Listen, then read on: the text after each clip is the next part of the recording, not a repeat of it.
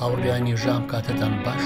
ئەم مانگە نۆڤەمبەری 2023 61 ساڵ بەسەر دوا کۆچی مامۆستا عەبدوڵڵا گۆراندا تێدەپەڕێ. لە بەشی 99 بەشی 100دا من شیعری بۆ بولبولی مامۆستا گۆرانم بەسەر کردەوە. لەم بەشەدا شیعری بۆ کڵاو کوڕەیەکی پێرسیبش شێلی تاوتوێ دەکەم. ئەم شیعرەی شێلی کاریگەر بووە لەسەر شیعری بۆ بولبولی مامۆستا گۆران. پێرسیبش شێلی لە 4 ئۆگەستی 1792دا لەدایک بوو. سامانێکی مەزنی هزری بۆ بەجێهێشتووین بەر لەوەی لە 8 جوڵای 1822دا لە تەمەنی 29 ساڵیدا لە ئاودا بخنچێ. شێلی بەناوبانگ نەبوو تا دوای مەرجی. کەسێکی یاخی بووە هەموو ژیانی لە نێوەندی دژواردا ژیاوە.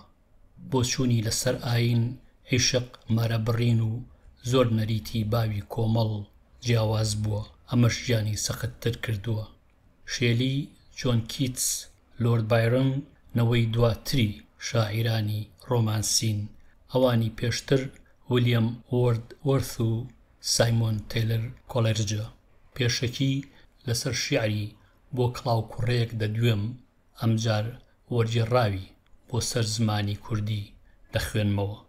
ماری هاوسەری شێلی کە دانەری فرەنکشتاینە دەڵێ ئێوارەیەکی هاوینی سایەقە بوو درەنگ لە مانگی جوون لە پیاسەیەکی ئێوارەدا لە ئیتالیا.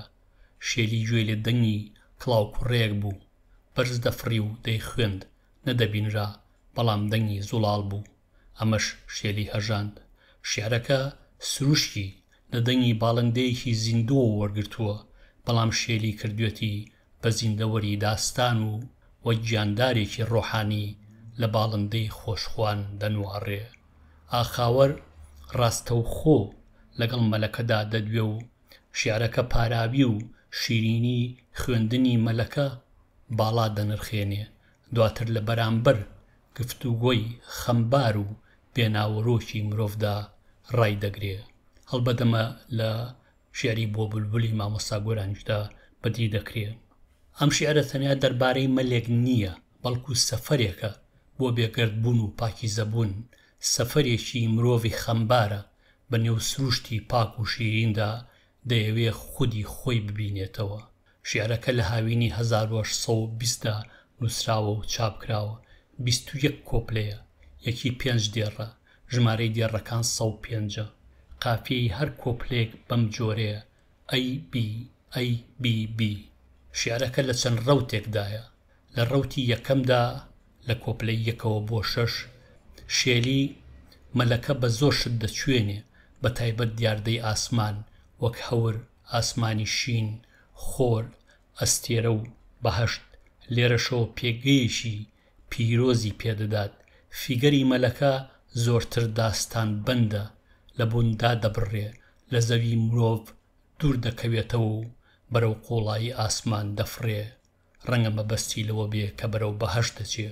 کردنەوەی شیعرەکەی شێلی زۆر لە شیعری بۆ کووکووی ویلیەم وۆردوەرثەوە نزیکە. ئێستا ئەو کۆپلەیە خوێنمەوە. ئەی تازە هاتووی بێخەم، گوێم لێ بووە، گوێم لە تۆیە و کامەرانم. ئەی کووکوو، من ناوت لێ بنێم باڵندە یان تەنیا دەنگێکی سەرسام.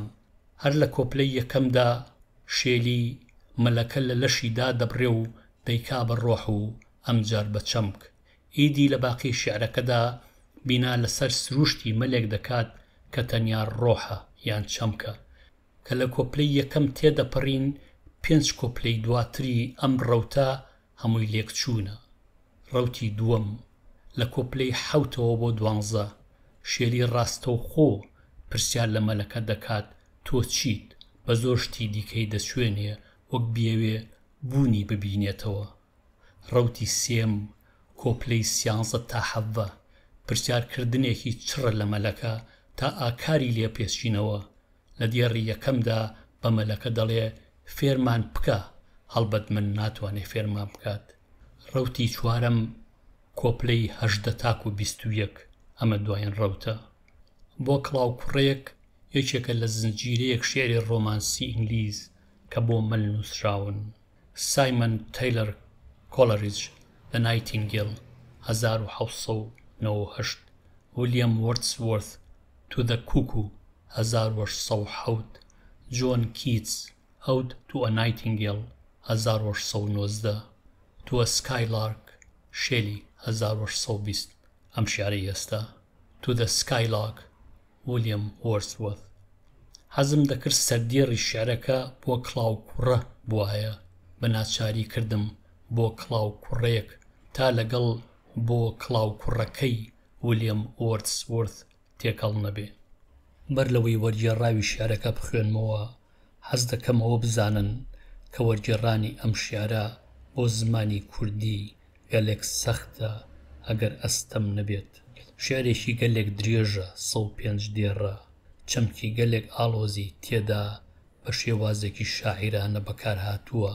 ئەم چەمکانە هەندێکیان لە ژیانی کۆمەڵایەتی ئەمڕۆدا زەمینەیان نەماوە، هەندێکی دیکەیان گەلێک ئاڵۆزن، تەنانەت بە زمانی ئینگلیزیش بە زۆر جۆر لێک دەدرێنەوە.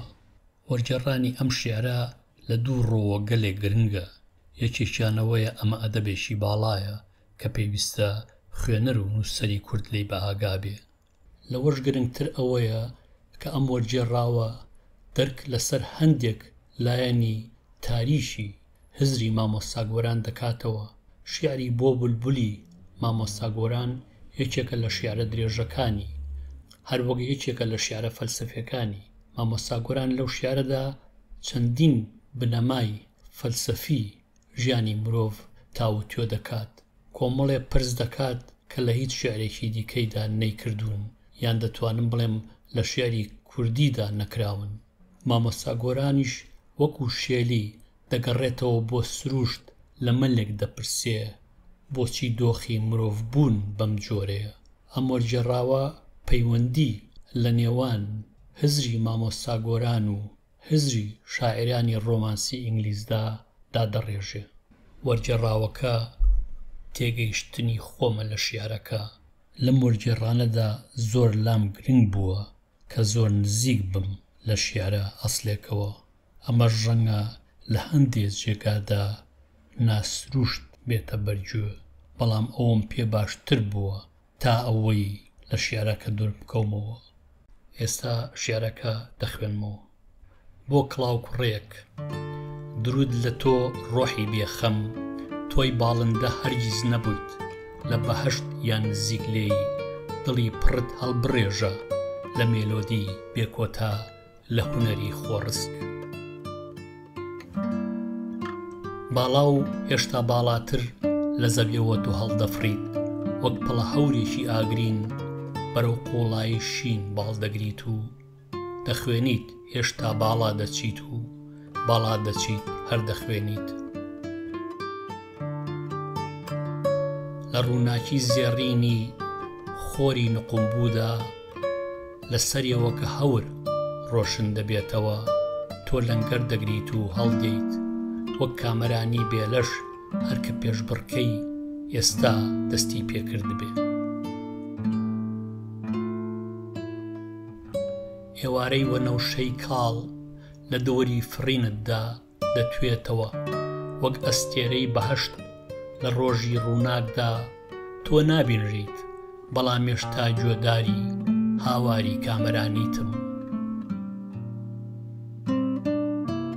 تیژ وەک تیری ئەو گۆزیوینە کە تینی تیشکی کەس دەبێتەوە لە سپێدەی ڕۆشنی کاڵدا، تا ئێمە بە ئاستەم دەیبینین، هەز دەکەین لەوێدا نییە.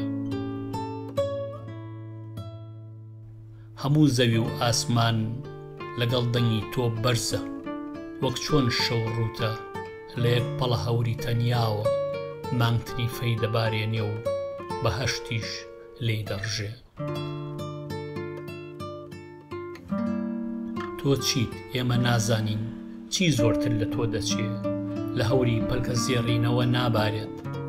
دڵۆپ هێندە ڕۆشن بێ ببینرێ کە لە ئامادەی تۆدا لێزمەی بارانی مێلۆدی دەبارێ. وەک شاعیرێکی شاراوە لە ڕووناکی هەزردا بێداخوازی گۆرانی یزدانی بچڕێنێ هەتا دنیا ساز دەکرێ تا هاوسۆز بێ لەگەڵ هیوا و ترسدا کە سەرنجی لێ نەدراوە. وەک پاکیزەی بنەماڵەی باڵا لە تاوەری کۆشکێکدا عەشقی بەتینی ڕۆحی خۆی لە سەعاتێکی نهێنیدا هێمن بکاتەوە بە میوزیکی شیرین وەک عیشق کە لە ژوورێەوە دەڕژێ.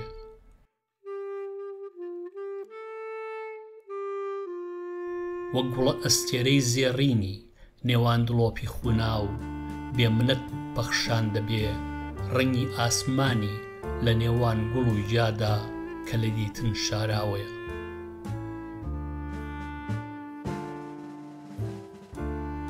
وەک گوڵە باخی شاراوە لە نێو گەڵای سەوزی خۆیدا بە گەڕەوەری بێ تا بەرامەی بەخشراوی ئەو باڵگرانە دزانە مەز دەکات بە شیرینیەشی بێوێنە.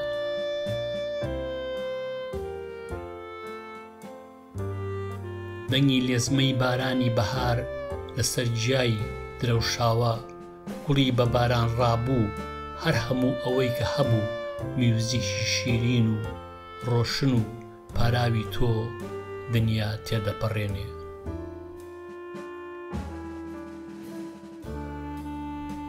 تۆی فریشتە یان مەل فێرمان بکە تۆ چه هزرێکی شیرینت هەیە کە من هەرگیز نەمبیستووە. ستایشی عیشق یان شەراب دەکەیت کە چریکەیە لە لافاوی شادی هێند یزدانیە. گۆرانی زەماوەند یان سرودی سەرکەوتن ناگاتە ئەوی تۆ هەموو لە خۆبایی بوونی بەتاڵن شتن کە تایاندا ئێمە هەز دەکەین هەندێک داخوازی شاراوەیان تێدایە. ئەو شتانە چین لە میوزیکی کامەرانی تۆوە هەڵدەقوڵێن چ کێڵگە چ شەپۆل چ چیایەک چ شێوەیەکی ئاسمان یان دەشت چ عیشقێک لە توخمی خۆت چ بێئاگاییەک لە ئازار.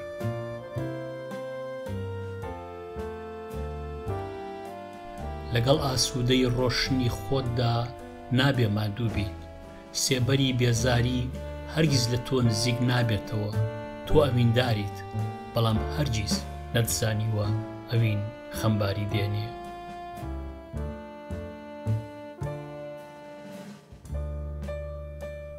ڕابوویت یان خەوتوو تۆ پێویستە لە مەرگ بزانیت شت ڕاستتر و قوڵترە لەوەی کە ئێمەی مرۆڤ خەونی پێوە دەبینین یان چۆن تۆ سەرنج دەگریت لە ڕەوتی ئەو چۆمە کریستاڵە.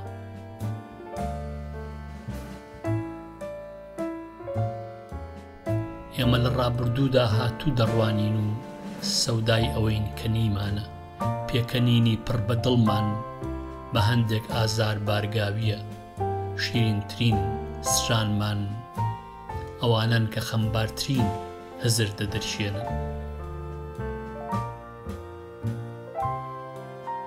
هێشتا گەر ئێمە نەوی لە کینە و شانازی و ترس بڕوانین گەر ئێمە شتێک بین لەدایک بووبین نەک بۆ فرمێسک ڕشتن من چۆن لە کامەرانی تۆ تێبگەم کە ئێمە هەرگیز لێ نزیک نابینەوە.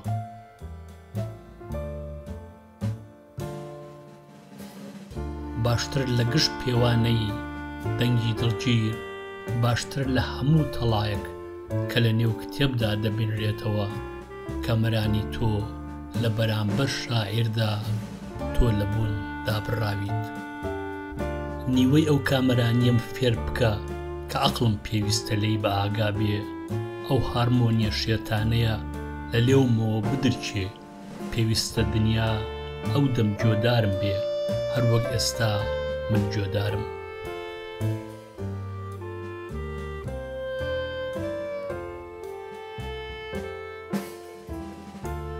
وەک دەیبینین شێعرەکە گەلێک ئاڵۆزە پێویستم بە چەند بەشێکی دیکە هەیە لە بەشێکدا دەمەوێ شێعرەکە لێک بدەمەوە لە بەشێکی دیکەدا پێویستە پەیوەندی ئەم شێعرە و ئەوی مامۆستا گۆران ڕۆشن بکەمەوە. من سوپاسیەوە دەکەم کە لەم بەشەدا هاوڕێم بوون هەتاکو بەشێکی دیکە ئارام و کامەران بن لەگەڵ ڕێز و خۆشەویستی ڕێبافەکە.